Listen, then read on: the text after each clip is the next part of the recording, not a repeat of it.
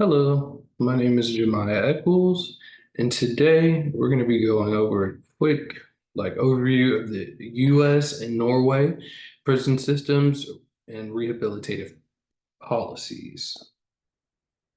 So, we take a quick look here, like an overview of the prison systems.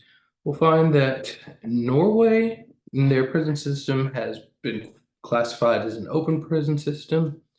This is defined by Midland as being less harmful and low security. So overall being better towards things like recidivism, um, efficacy, and turning things around for the individuals placed in their system.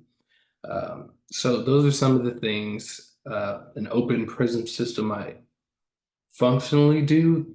Things in ways that may look like no overcrowding, and inmates having access to resources such as recreation time and mental health and physical health care. So if we come here, some quick info about the conditions in U.S. prisons. For quite some time, the U.S. has held the status of the highest incarceration status globally. This is pretty widely held knowledge at this point in 2025. There are a lot of reasons for that, and in stark contrast to Norway, the the rates of are around 60 to 100,000 for incarceration. So some of our research here, Monster and Schroen inform us that this data is likely a symptom of racial, political, and economic policy. That goes to some of the more historical context within the justice system and American um, justice in general. The high rates of imprisonment result in cramped conditions and perpetuate a lack of access to pivotal legal and health resources. So, again, this is something that is in stark contrast to the conditions in the prisons in Norway. So, some more key comparisons. When we look at sentencing, the rehabilitative policies are at the forefront of Norway's prison system.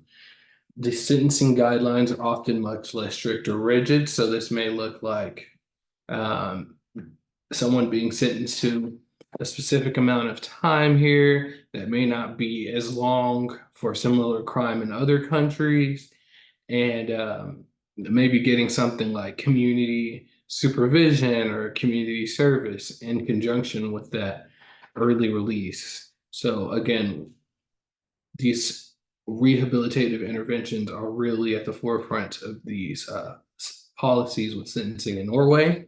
And judges also routinely consider mitigating circumstances. Now, mitigating circumstances is something that would be very familiar in terms of global social work and forensic social work, to be exact, because a lot of the times when you're doing forensic social work, your job is to investigate and research biopsychosocial factors that contribute to the certain circumstances that have brought your client into the justice system. So, sentencing in the US has historically and it currently is very rigid, it's strict.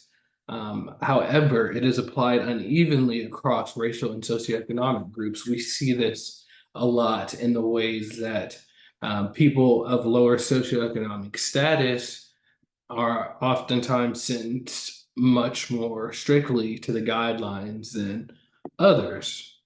So the punitive structure, we are rooted in a do the crime, pay the time philosophy. And going back to that historical context that shapes the modern system, policing, again, this is a widely held knowledge, and I think the you can view some of this in the slave narratives from the National Archives, but the early policing in the country stemming from slavery, slave catchers, and slave patrols uh, is a huge part of why the sentencing in the U.S. vary so much when it comes along those racial and socioeconomic lines. Now, when we take a look at recidivism rates in Norway are markedly lower. And after the span of 2 years, researchers found that the recidivism rate was 20%. Now, when we come look at the US, we find that the US system frequently sees recidivism and lacks standardized reentry processes. So that's something that you're not getting a benefit to when you don't have those open prison systems where the resources are more available and the conditions are better for the inmates. So research finds that in the same 2 year period, American recidivism rates reached 59%. 59 compared to the 20 of Norway. And lastly, we're going to talk about some of these rehabilitative policies. So the concept of rehabilitation as a whole is baked extensively into the prison policies in Norway. They have things such as mandatory education. So anybody who has not graduated with a K through 12 or high school education or GED is mandated to take those classes and reach that level while they are in prison. I guess this can be seen. I'm not really sure if they have the right to deny that service. So, I'm not sure how that would look like forcing individuals to partake in that. But obviously, I could see the good in making those services available to the incarcerated population in Norway.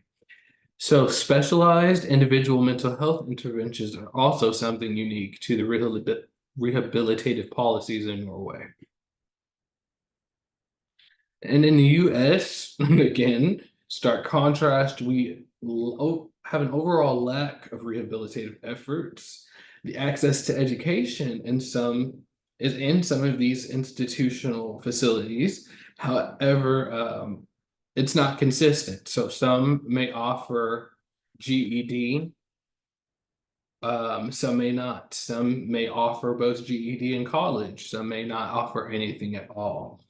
So something else that's noted in stark contrast to Norway, after people are done serving their terms, they often here in the US struggle with their voting rights being returned to them, employment, finding gainful employment to, reduce that chance of recidivism and re-enter society successfully.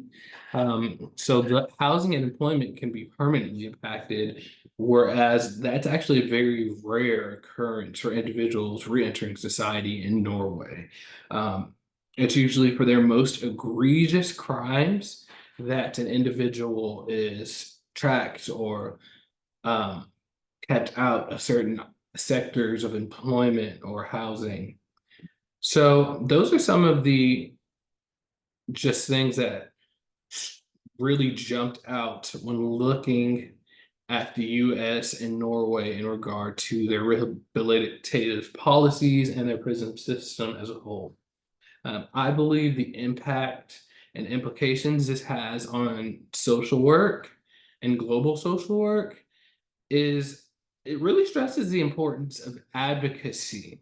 Even in places like America, where they have a reputation of being, superpower and a very developed country, we still have some very backwards things going on when it comes to our incarceration and prison system.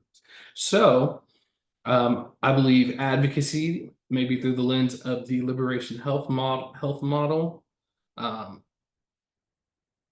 ensuring justice and the access to human and civil rights for incarcerated populations is ultimately not only going to be good for recidivism, but our society as a whole. Thank you so much for joining me today. And I hope you take care, and I hope this was informative in some manner. Thank you.